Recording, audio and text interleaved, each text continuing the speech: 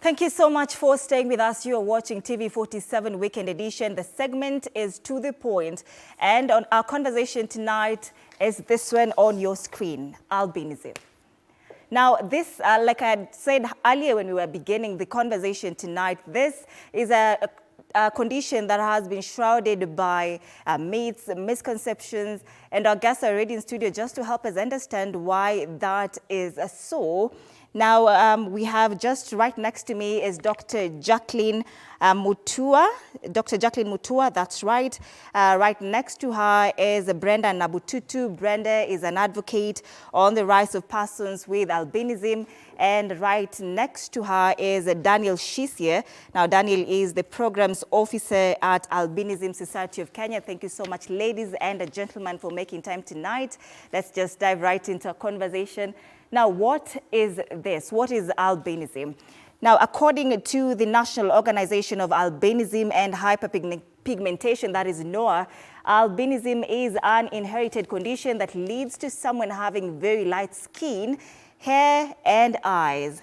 It happens because they have less melanin than usual in the body.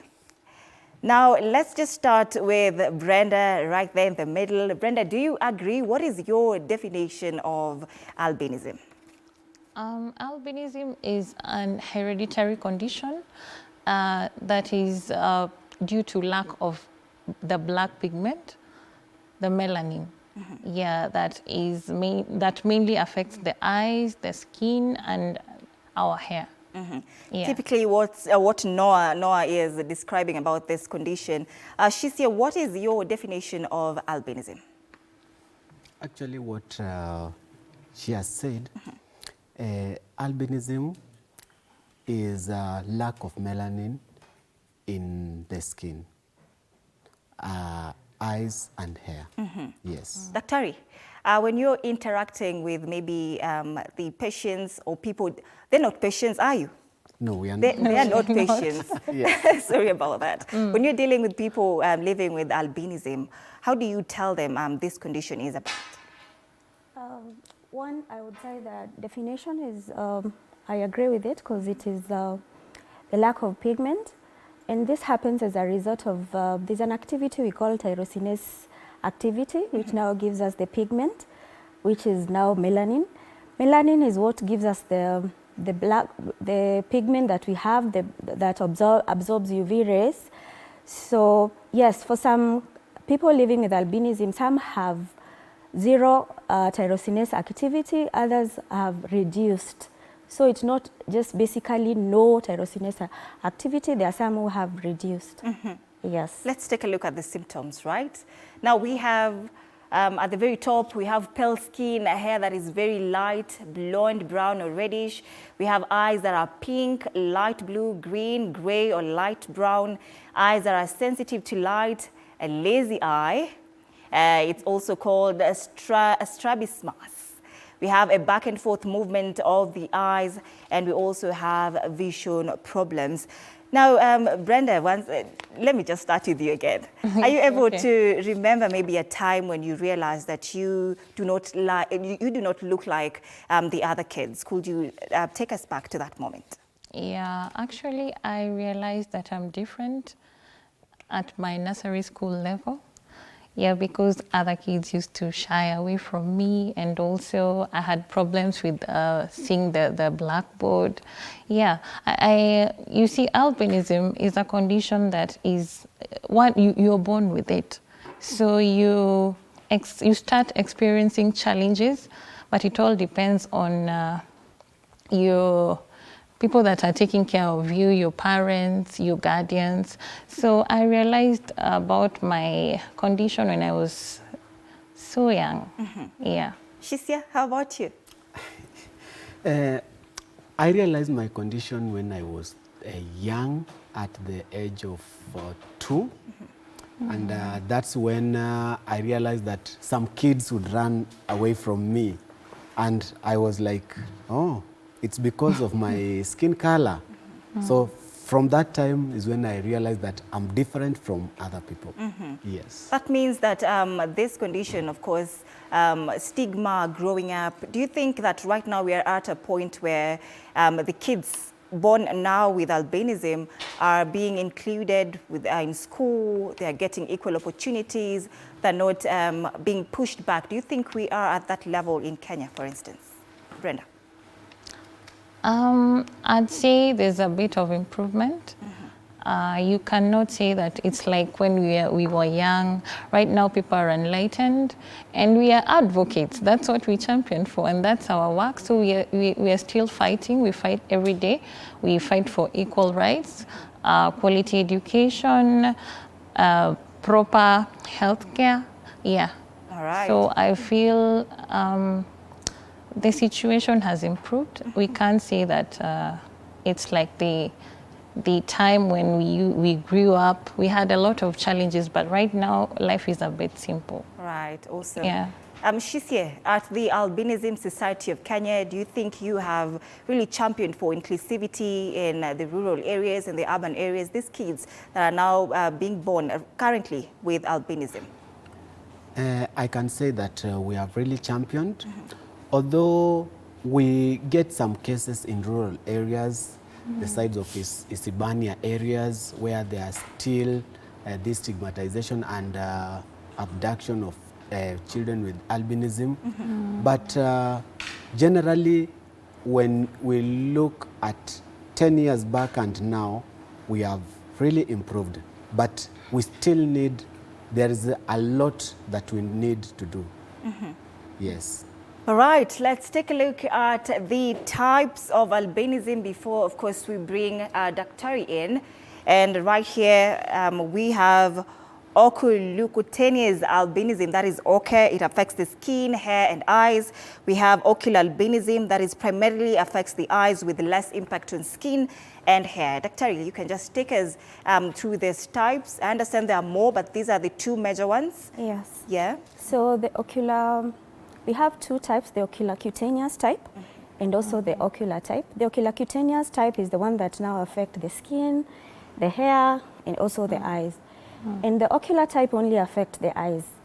So the most common one is the first one, the oculocutaneous type, where I think that is the biggest percentage of up to like 85% of the population.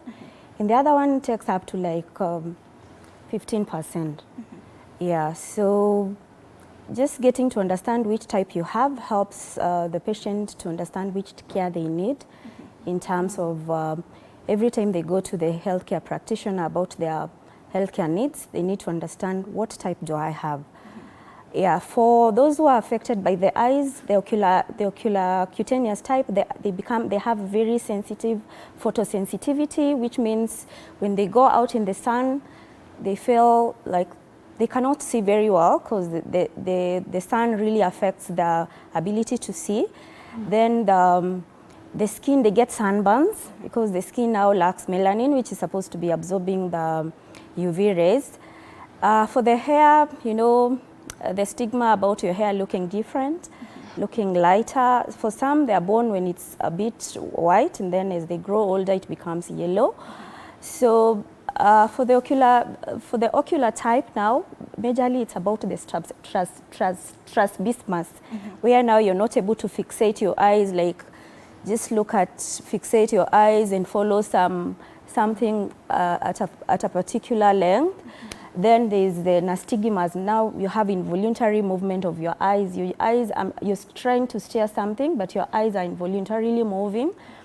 And then because of the photosensitivity, now their lives are not as normal as the rest of the population. Yes. All right, Brenda, now between oche and ocular, where do you lie? I think I am ocular. Yeah, and there's the oculocutaneous, there's the ocular, that is us, and then there's the rufous for the eyes. That is mainly for those people that have the melanin but lack it in the eyes. Right. Yeah, so for the oculocutaneous, you'll see someone that has very pale skin. The hair is so white, and for us, it's usually blonde or yellow. at most. Yeah, so I think I and Dan are ocular. Do you agree, Dan? Yes, I do agree with her. Yeah. Yes. So we have a very few number of ochre, Dr. Yes, 15%. She has also mentioned something quite interesting, that there are those with albinism but have melanin. Yes. Tell us about that. Like for some people living with albinism, they have reduced tyrosinase activity, which means they are able to make some melanin. They do not purely lack the ability to produce melanin in their skin. So yes, they have, but it's not enough to protect their skin from UV rays. Yes. All right. Wonderful. You brought up that skin aspect in it. Let's take a look now at the skincare needs. We have broad spectrum of sunscreen with SPF 30 plus, and we have protective clothing and sunglasses, regular check skin for any changes or abnormalities.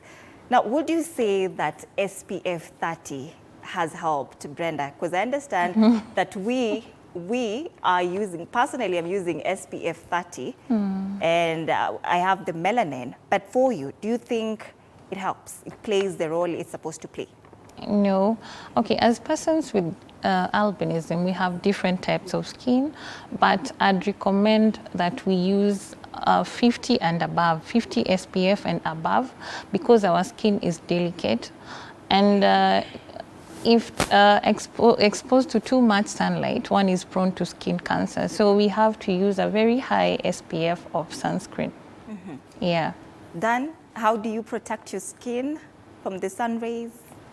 Yeah, as she has said, we normally use SPF 50 and SPF 30 is for the kids, but for adult it is SPF 50. And also we need to put on long-sleeved cloth the way I've put on mine because of that UV. Humidity. Yes. Yeah. All right, Dr. which one do you recommend for them? It should be broad spectrum SPF 50 and above. Broad spectrum means it's able to block both UVA and UVB and UVC. So considering that you have a sunscreen that is SPF 50 and it's not covering it's only able to block the UVB. And considering that we have many types of sunscreens in the market, where we have physical and we have chemical sunscreens, and also the cosmetic parts. Do I want to apply a sunscreen that is SPF 50 and it makes me look ashy all the time? So those are things that we need to consider every time we are purchasing a sunscreen for our people living with albinism, because they also need to look good. Yeah. It's part of it. So yes, SPF 50, that is broad spectrum, is what we recommend.